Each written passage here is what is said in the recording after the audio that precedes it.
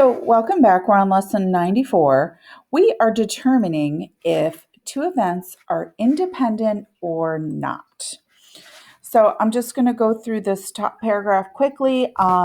We've organized data, we've found intersections and unions of events, and we figured out how to do probabilities. So, now we're going to look and see if these two events are associated with each other. We're going to use the word independent. We are not using the word dependent. That's a whole different ballgame. But independent means one event does not increase or decrease the likelihood of something else happening. It means the two events have no impact on each other. There could be something else causing them, but they are not associated with each other. So now here's a new type. We're going to take an asthma and smoking break. So exercise 1 says the following hypothetical two-way table displays the results of a survey conducted where students had to answer the questions: do you participate in extracurricular activities? And do you know what you want to do after high school? The group conducting the study wants to know if participating in after-school activities makes a difference in whether or not students know what they want to do. So let's look through this now. What is the probability a randomly selected student knows what they want to do after high school? So I'm going to use K and not K for no. And then E for participate in extracurricular and not E. Way easier to do that than actually write this out. So the probability a student knows what they want to do. By the way, this is a K with a bar. So let's see, 700 out of 1,000 equals 0.700. Part B, what is the probability a randomly selected student knows what they want to do, okay, given they participate in extracurricular activities? So we have probability that you know, given that you participate in extracurriculars. So because we have a given, we're going to use this information. So the probability, or the number that knows, is 560 divided by 800, and we end up with 0.700. Those two are the same numbers. So let's answer part C now. Did knowing a student participated in extracurricular activities change the likelihood they knew what they wanted to do after high school? Nope. The probability did not change. As my son would say, no, sir. The probability.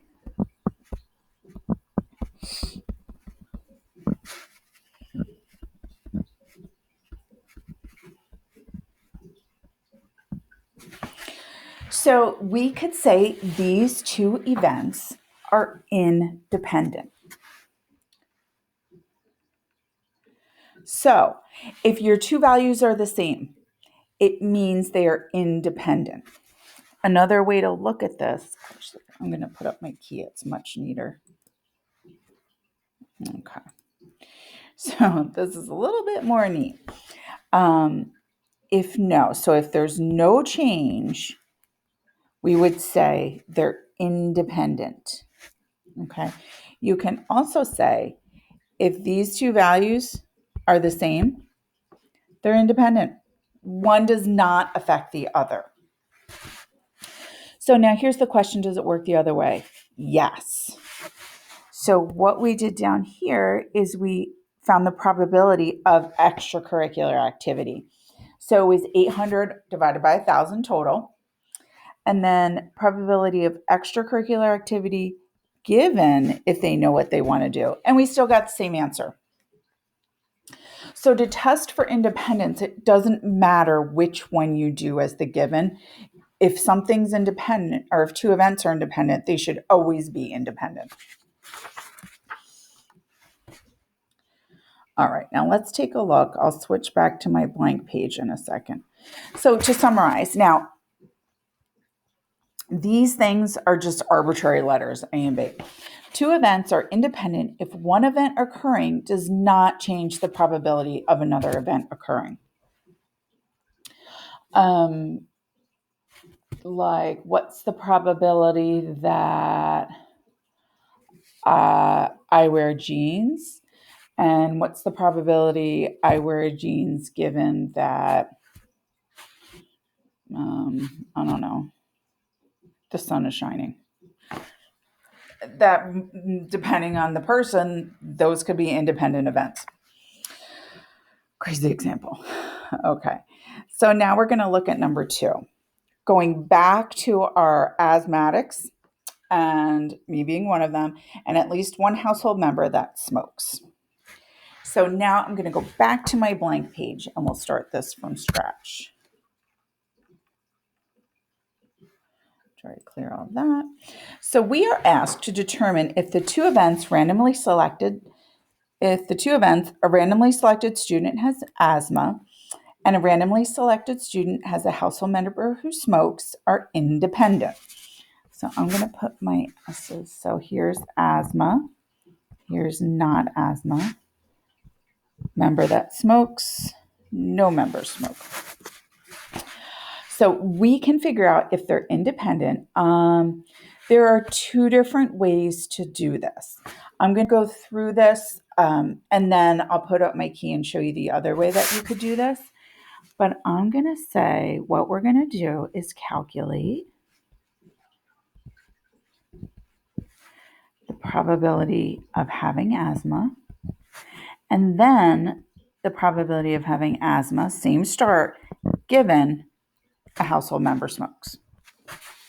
Okay, so that's how we test for independence. Let's see if I can keep this. I don't know why my little S's didn't want to go. So probability that somebody has asthma is 183 over our total 938. And I get 0.195.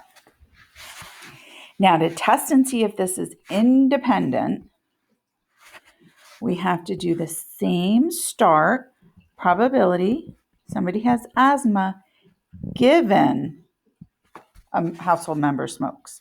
So that means we are now using this data.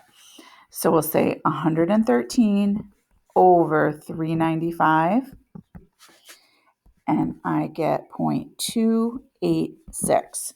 Well, these numbers do not match. No match. Not independent. Can't say they're dependent, but we can say they're not independent. Something is binding those 2 things together. So part C says, based on the probabilities you calculated, are these 2 events independent or not independent? Explain. So I already said they're not independent. I'll say that again, non-independent. And now my mathematical explanation, probability of asthma is not equal to the probability of somebody that has asthma given they're a smoker. So that's the math definition. And now if I wanted to write that in words, I would say the probability of having asthma changes if at least one member of the household smokes. All right, so I wrote that down. The probability of having asthma changes if at least one member of the household smokes. Now, what we did was we found the probability that somebody had asthma and the probability that someone had asthma given a member smokes. I want to show you what I did here. Okay. Zoom in a tiny bit. I tried to color code it. What we just did was in green, calculate. But then over here in pink, instead of starting with somebody who has asthma, I started with somebody who had a household member who smoked. And the green, again, this is what we did together, but take a look. Even though the numbers are different, it still ends up that they are not independent. So if you're testing for independence, it doesn't matter which way you do. If they're independent, they will always show up independent. If not, then they won't show up independent.